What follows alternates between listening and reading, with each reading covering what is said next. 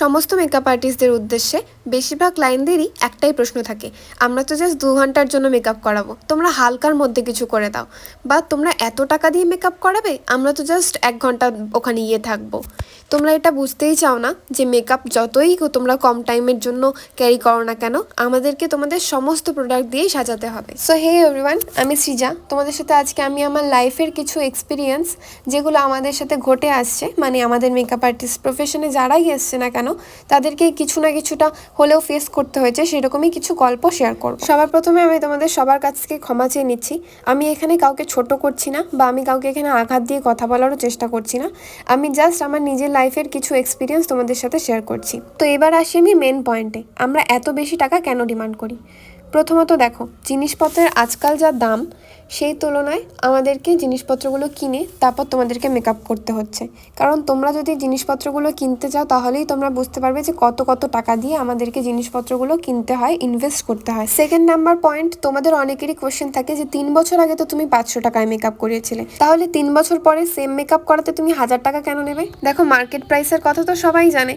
আজকে যে জিনিসটা আমি 500 টাকা দিয়ে কিনছি, 2 দিন পরে নিশ্চয়ই সেই জিনিসটার দাম বাড়বে।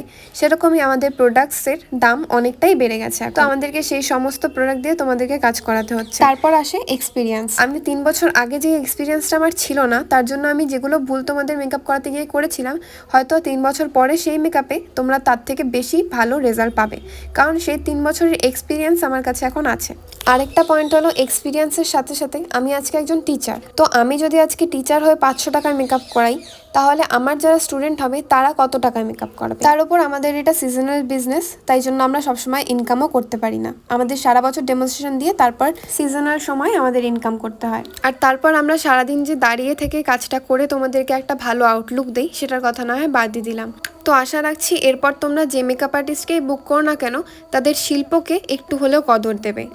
তো কথা বলতে বলতে আমার লুকটা তো আজকে ক্রিয়েট করা হয়ে গেল।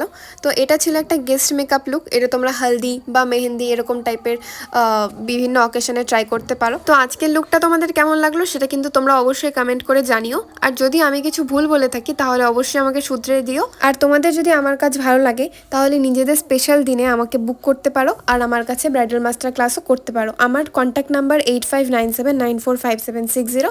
তো আজকের মতো এটুকুই, দেখা হচ্ছে আবার অন্য কোনো ভিডিও নিয়ে। আর ভিডিওটা ভালো লাগে লাইক করে দিও, সাবস্ক্রাইব অ্যান্ড ফলো করতে ভুলো না। টাটা।